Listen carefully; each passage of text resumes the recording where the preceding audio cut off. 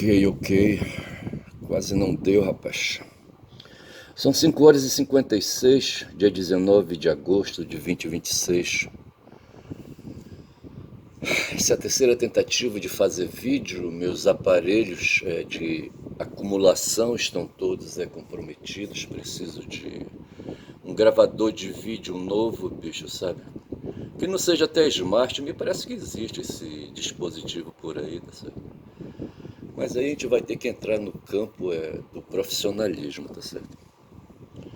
E ainda agora alguém aí nos jornais corporativos aí observou, rapaz, que o amadorismo é foda. Mas deixa eu falar uma coisa, eu tô aqui com o Estadão aberto, ele não me permitiu acessar, tá certo? Fala da Casas Bahia, uma loja aí, sabe? Uma empresa de venda de produtos, de consumo no varejo. Pode ser que também venda no atacado, eu não sei. Mas a gente veja que essa notícia sendo trazida agora mostra, sabe, uma luta, uma resistência contra o projeto do Lula, certo? Que quer desenvolver a indústria, sabe, que quer desenvolver o comércio, quer dinamizar a economia do país, tá certo? Paulo Guedes, quando assumiu com Bolsonaro, ele decretou o neoliberalismo geral e abriu os portos para o comércio, sabe? O comércio, de um modo geral, ele acredita no neoliberalismo, ele acredita no globalismo, ele acredita na concorrência internacional, sabe? Só que concorre quem tem condições de concorrer, tá certo? Coelho e jabuti não podem concorrer, tá certo? Numa corrida, por exemplo. Quem sabe numa disputa de inteligência, não sei se o jabuti tem inteligência. Talvez tenha, rapaz, para ter desenvolvido na evolução a carapaça que ele carrega, sabe, nas costas, sabe? Aquilo ali foi um gesto de inteligência para poder sobreviver, rapaz. A onça para poder acessar as carnes dele, rapaz, pena para dedéu. Ela consegue, que ela tem as unhas longas, certo? Ela consegue ali meter, sabe, com algum jeito, sabe, e escarnar o bicho, ou pelo menos matar, tá certo? Tirar ali o que pode, as quatro patas, a cabeça, tá certo? E do jabuti, tirando as quatro patas e as cabeças, certo? Os membros, certo? Não resta mais nada, não tem carne interna, tá certo? Só tem a carne do casco. Aí é foda. Mas jabuti, de alguma forma, não sei se ele é inteligente, sabe? Agora, para fazer uma corrida na mata contra o coelho, sabe, ter aceito, sabe? É porque ele montou um ardil, certo? Com os primos dele, o coelho saltitante, certo? Não se deu conta disso, mas o jabuti, então veja que o jabuti foi um cara arguto, certo? Ulisses se destacou com personalidade, com o personagem de Homero, por ser um cara inteligente. É de autoria dele, creio eu, que a Ilíada deve retratar isso, certo? A ideia de construir, de fazer, sabe, um cavalo de madeira, sabe, gigante, certo? E encher de soldados na impossibilidade de, pela força da espada, dos arcos e das flechas, não ter conseguido superar os muros de Troia, certo? Ele resolveu um ardil final, acho que 15 anos depois, não sei se durou 15 anos o cerco de Troia, certo? Não sei. Sei que de Cuba já dura 60 anos, rapaz, sabe? O cerco de Cuba, vê se pode uma porra dessa. E Aquiles foi que, sabe, já cansado, com saudade da mulher dele, da Penélope, certo? Deu a ideia pro Agamenon. Ei, Agamenon, vem cá, porra, bora fazer o seguinte, olha. Eu vou me embora. Não, pera lá, tu não pode ir. Não, eu vou, rapaz, tá demorando, já são quase 15 anos, sabe? Ainda vou ter que voltar, rapaz, essa viagem vai ser longa para voltar para casa. Eu preciso voltar para casa. Eu deixei um bebê em casa, rapaz, que essa altura deve estar aí com uns 10 a 16 anos, eu não sei, rapaz. Não pode ser isso, rapaz. Aí o Agamenon disse, não, pera lá, não, pera lá que tu me deves, rapaz, não esquece a tua condição de vassalo, tu és meu vassalo, não esquece disso. Já me bastou aqui, sabe, Aquiles aí enchendo meu saco. Aí o, o, o O Ulisses disse, o Ulisses não, o Odisseu, certo? O Ulisses é ali pros romanos, certo? Aí o Odisseu disse, pera lá, deixa-me te falar ainda, vamos pegar aqueles barcos ali que estão ali, aqueles restos de madeira de barcos que estão por ali, que quebraram ali na beira da praia, que a maré quebrou, aquela coisa toda. Vamos desmontar mais alguns aí, sabe? Vamos reduzir, afinal de contas morreu muita gente aí, tá certo? Então vamos reduzir aí o tamanho da frota, vamos pegar madeira desses navios aí, fazer um cavalo de madeira, tá certo? E vamos colocar soldados dentro e vamos deixar lá na porta da cidade e vamos embora, vamos sair com os barcos daqui, vamos nos esconder bem ali, tá certo? Com certeza os troianos vão ficar curiosos e querer levar esse cavalo para dentro da cidade, rapaz. Vão abrir os portões, rapaz, olha. Aí o Agamenon ficou olhando assim, rapaz, disse, rapaz, eu não sei não, isso não deixa comigo. Eu sei que fizeram. Aí veja então o que o jabuti, talvez, com a carapaça que tem, tá certo? Seja um sujeito inteligente, mas sujeito mais inteligente que o coelho, sabe? Então veja que eu estou falando de jabuti e coelho, sabe? Para falar de competição, rapaz, sabe? De competição. Eu estou falando aqui de globalismo, estou falando de comércio, certo? De troca de mercadorias, sabe? De troca com vantagem, rapaz, sabe? Troca pela troca é escambo, tá certo? O comerciante, ele, quando troca a mercadoria dele por dinheiro, ele está já colocando ali no preço da mercadoria um sobrepreço, certo? Para tirar justamente ali para tirar justamente o gasto do capital, tirar o gasto do esforço que ele fez, certo? O gasto salivar dele, sabe? De ligar, de fazer os contratos, aquela coisa toda. Porque esforço físico ele não faz muito, não. Ele faz um pouco, mas não faz muito, não. O comerciante, rapaz. O fabricante é a mesma porra, tá certo? A mesma porra. Ele coloca um gerente, um CEO ali, sabe? Para fazer o trabalho físico, sabe? Ele fica olhando. E eu só sei que o mundo que a gente vive é mundo de competição, tá bem claro isso na minha cabeça. Acho que todo mundo sabe disso, rapaz. Aquelas mulheres que vão hoje lá para a feira, sabe, a essa altura já estão carregando as sacolas com roupa usadas lá para a feira para estender no chão para vender. Elas sabem disso, aprenderam isso, certo? Se não aprenderam nas igrejas evangélicas ali com o pastor, sabe, aprenderam de outra maneira, sabe, vendo, sabe. O fato é que eu percebo as mulheres na rua, as mulheres, sabe, solo, as mulheres indo, sabe, não querendo mais casar, sabe, não querendo mais aceitar o conservadorismo do casamento. A propósito, eu tentei abrir, rapaz, o Estadão aqui, ele me brecou, tá certo? Eu vou aproveitar aqui, vou sair dele, e vou aproveitar aqui o Globo, que me chamou a atenção com uma notícia, que fala de conservadorismo, tá certo? E eu vejo conservadorismo, sabe? Hoje, tentei falar do Lênio Streck, eu nem reparei, rapaz, que eu estava gravando e que eu consegui espaço aqui no celular. Eu estou fazendo, é a terceira vez que eu voltei, sabe, para tentar fazer o vídeo. Porque eu não conseguia, rapaz, porque eu estava sem memória no celular. E eu tentei falar de um texto, de uma entrevista. O Lênin, ele faz às segunda-feiras uma live com o Kiko Nogueira no DCM, Diário do Centro do Mundo, a live de meio-dia. E então ele é um jurista, é um intelectual, sabe? É um cara que tem aí acumulações culturais boas, certo? Tem experiência, ele já trabalhou em mídia, aquela coisa toda, já fez produção de programas, já apresentou programas. É um cara safo, foi promotor de justiça, hoje ele tem um escritório de advocacia. E ele falava, comentando as estatísticas. Primeiro, eu acho que ele não quis dizer, sabe, que as estatísticas são iniciativas de manipulação da atenção das pessoas, sabe, de manipulação, uma ação de manipulação na esfera pública, no campo da opinião pública, sabe, para criar uma falsidade, uma dúvida, plantar uma ideia de dúvida na cabeça das pessoas, sabe, para as pessoas se distraírem. Ele não quis falar essas coisas.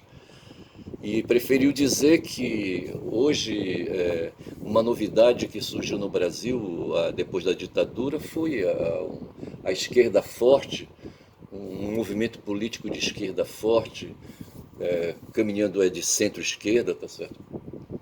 Ao lado do conservadorismo que estava aí, sabe, mantido. E justamente o Globo fala disso, um texto de Renato Meirelles, eu só vou ler aqui, tá certo? Eu não vou conseguir avançar mais, mas eu vou tentar pegar mais alguma coisa. O Renato Meirelles, ele abre a matéria dele com a seguinte chamada: por que um país conservador como o Brasil deixou tantas vezes a direita em segundo lugar? país conservador, Brasil. Por que que a direita fica em segundo lugar no Brasil? Ou ficou em tantas vezes? Veja que o Lula hoje está à frente, tá certo? E a direita, mais uma vez, está em segundo lugar. Eu vou tentar abrir aqui porque ele vai falar da classe média baixa, tá certo? Um pessoal aí de baixa. A classe média, certo? É que é a classe social que sustenta. Veja que o Globo agora aqui ele me derrubou, certo? Ele não quis abrir o texto para mim.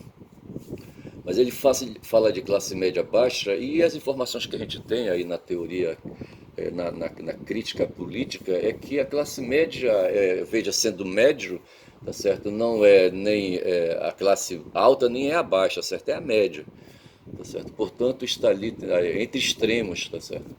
Ou entre polarizações, como quero hoje dizer, tá certo? E justamente ela tende a ir na direção da classe superior por questão de promoção, tá certo? Mas ela resiste, sabe, em querer baixar, tá certo? E na relação com a classe de baixo, ela guarda uma relação de ressentimento, segundo Nietzsche, rapaz. Segundo explicou uma leitora de Nietzsche aí, uma explicadora de Nietzsche. Então veja, aqui o texto está chamando a atenção, o texto do Renato Meirelles, por que que um país conservador, por que que os conservadores perdem, ficam em segundo lugar, rapaz? E o Lênio, sabe, o Lênio, quando falou ali, sabe, sobre as pesquisas, primeiro, eu creio ele não quis revelar que as pesquisas manipulam, são instituições criadas para despertar dúvidas, despertar ideia de dúvida, de incerteza na cabeça dos cidadãos, tá certo? Não vou falar dos indivíduos na sociedade, porque é o cidadão que atua na polis que pensa, rapaz, não é o indivíduo na sociedade. Certo? O indivíduo é um suporte, uma categoria analítica que serve apenas para dizer que a sociedade se constitui de indivíduos, tá certo?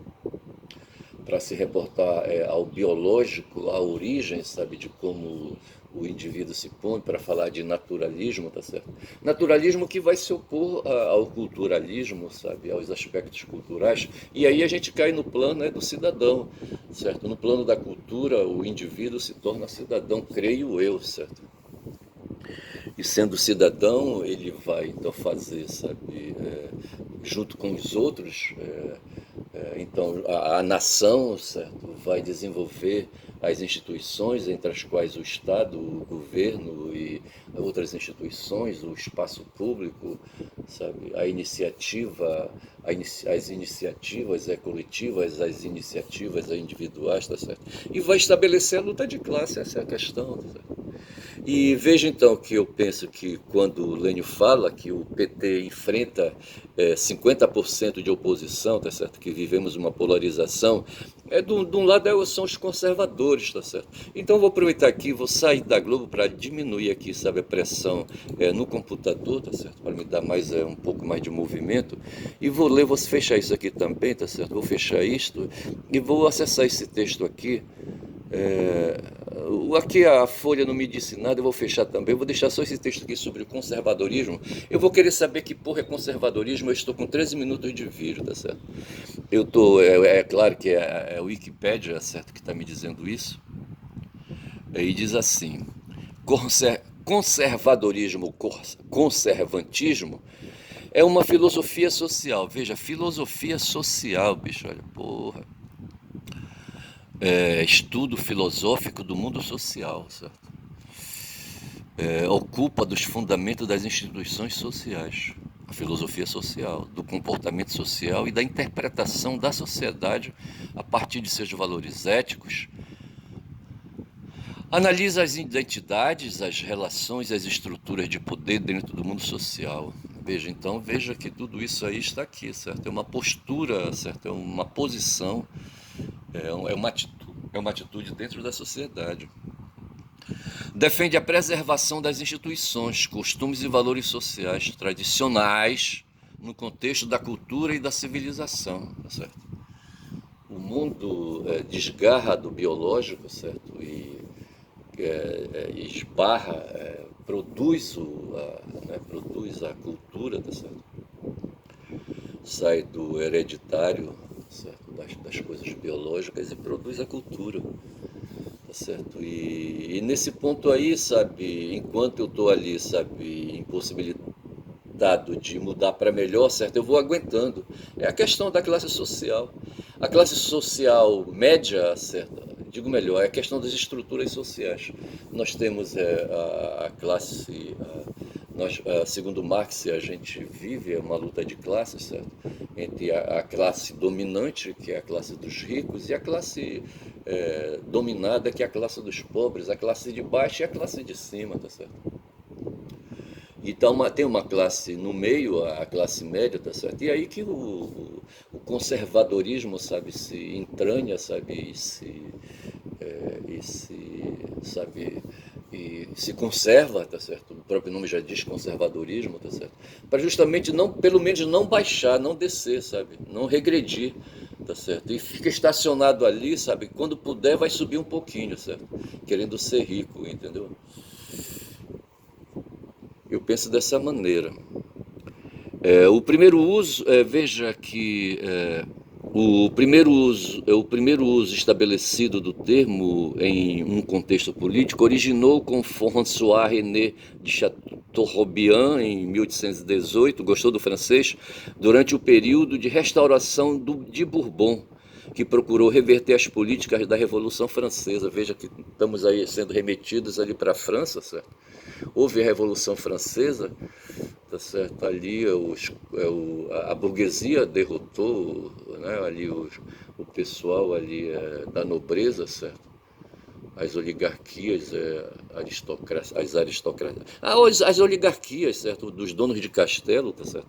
Os reis e rainhas e ali o pessoal da corte, certo? E veja então que o Chateaubriand vem aí, sabe, querer restaurar, certo? Restaurar o que foi derrubado pela Revolução Francesa. Historicamente, o termo se associa com a política de direita, certo? Desde então tem sido usado para descrever uma ampla gama de pontos de vista.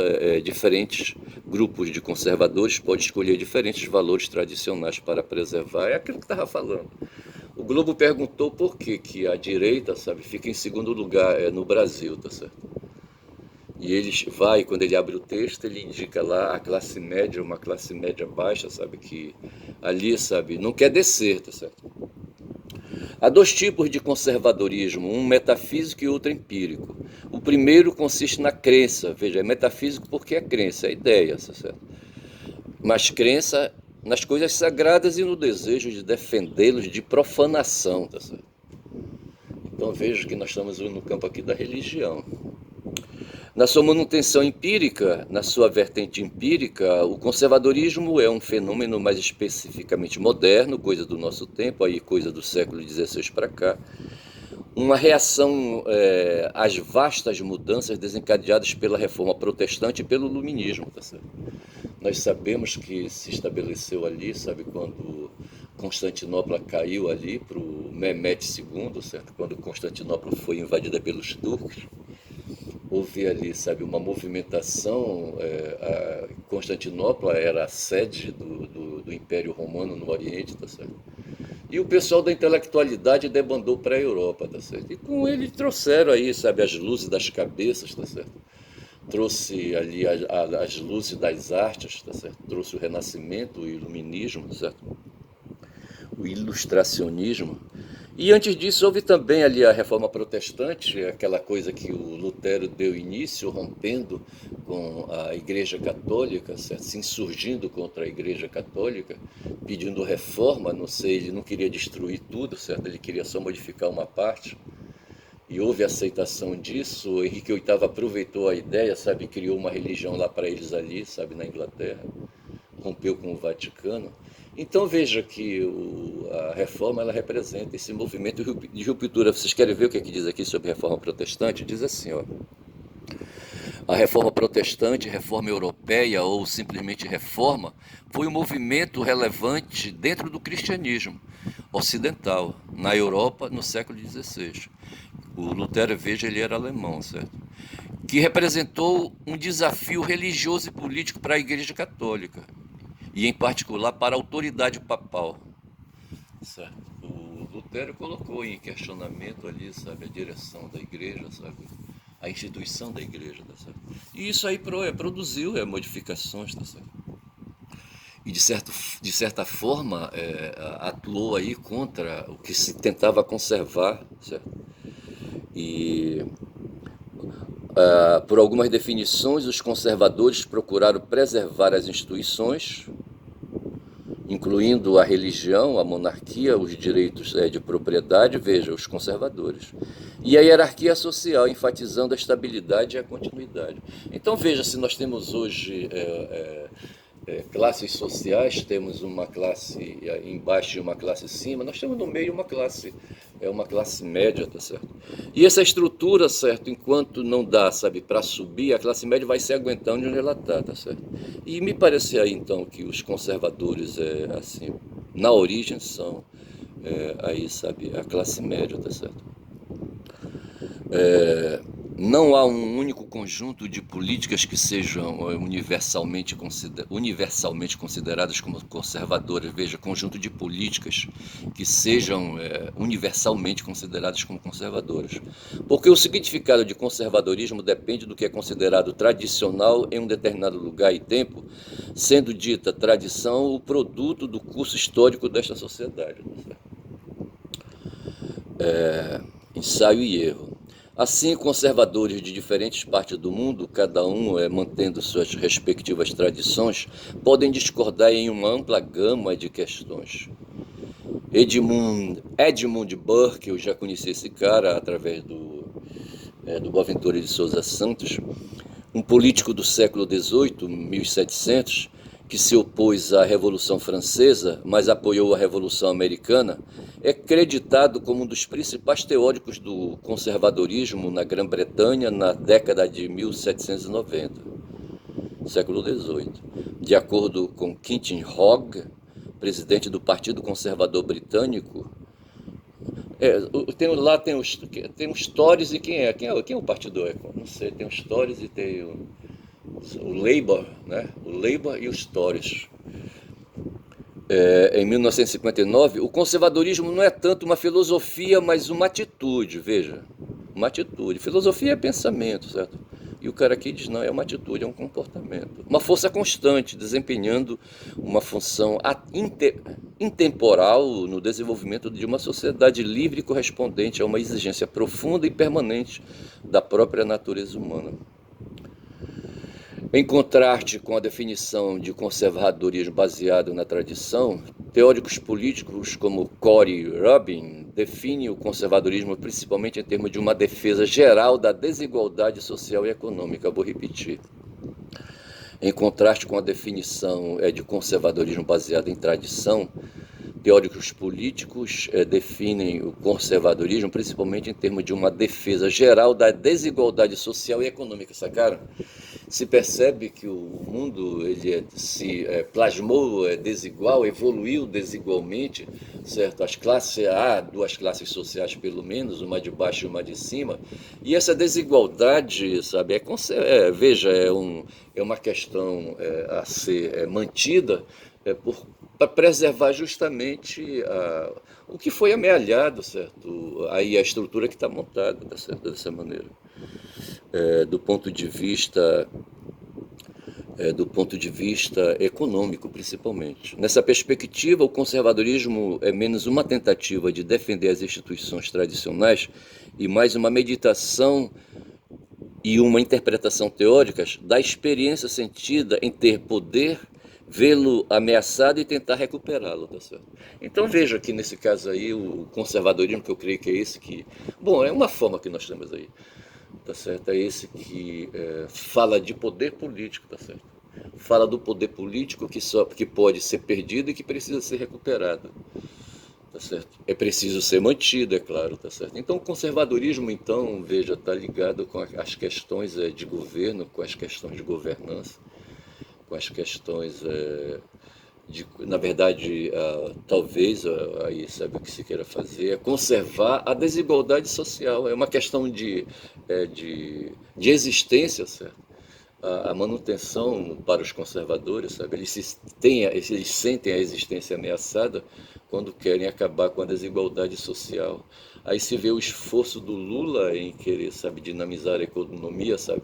Não para acabar com a desigualdade social, mas para amenizar pelo menos, sabe, a distância entre pobres e ricos, sabe? E quem sabe aí mexer na estrutura do meio um pouco, tá certo? Dar um empurrão na classe média, tá certo?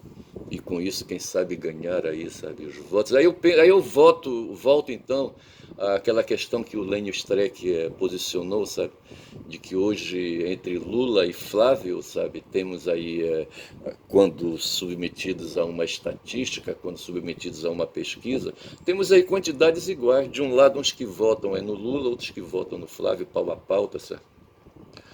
E vejo que nesse momento ali, sabe, que talvez o Lênin precisasse dizer isso mais ou menos, apoiado em alguma noção aí sobre essa questão do conservadorismo, para dizer que os que votam no Flávio, sabe, têm a crença na desigualdade, querem manter a desigualdade, tá certo? E não querem baixar, tá certo? Eles não querem descer, rapaz, sabe? Eles querem subir, tá certo?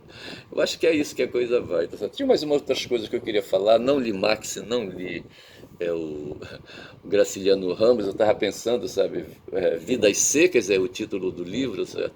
E eu penso que Vidas Secas é a vida dos fudidos, rapaz, sabe? Não tanto aquela vida que se tem lá no Nordeste do Agreste, sabe, no tempo da seca de 1915, por exemplo, no século XIX, eu vi lá uma seca braba, rapaz, sabe? Mas eu penso que não seja essa seca aí, rapaz, quando eu estou já com 26 minutos, eu vou ficando por aqui. Eu acho que eu vou chamar esse vídeo de qualquer coisa assim com Vidas Secas, sabe? Porra, bicho, para justamente mostrar, sabe, essa condição, rapaz. Olha, quem acredita na desigualdade social é conservador, tá certo? E esse que acredita na desigualdade, por vezes também ele traz, sabe, o conservadorismo dos costumes, como o pessoal fala, das tradições, tá certo? Eu diria então que o conservador, ele carrega as duas ideias, que ele não é besta, tá certo? Aposta principalmente na questão social, tá certo? Eu estava lendo que o Edir Macedo, rapaz, está chamando, sabe, os pastores e está chamando os fiéis para se organizarem, rapaz, para fazerem cadastros, sabe? Para saber mais das coisas, sabe? E fazer um cadastro, sabe? E se comprometer com metas, rapaz. Eu acho que é meta eleitoral, rapaz, de arranjar eleitores para votarem nos candidatos, sabe, conservadores, rapaz, nos candidatos de direita, rapaz. O Edir Macedo é um cara que não presta, rapaz, olha, eu vou dizendo logo aí, tá certo? Eu vou ficando por aqui, rapaz, olha, pensando nas vidas secas das pessoas, rapaz, na vida, nos pobres de direita, do Gessé Souza, rapaz, Gessé de Souza. Eu não sei se é Gessé Souza ou é de Souza, eu não sei. Fico por aqui, rapaz. Eu digo que meu nome é Ernesto Caboclo Falador, rapaz, nesta quarta-feira. Hoje o Flamengo joga, rapaz, encara o Cruzeiro lá no Maracanã, rapaz. Ontem eu assisti o Fluminense jogar contra o Independente Rivadavia da Argentina, rapaz. E o derrotou, rapaz. Os argentinos ficaram putos com os brasileiros mais uma vez, tá certo? Eu achei bom pra eles. Rapaz, meu nome é Ernesto Caboclo Falador, rapaz, que fala coisas aí, sabe? É um cara que ri, rapaz, quando eu devia chorar, rapaz. Bom dia, bom dia.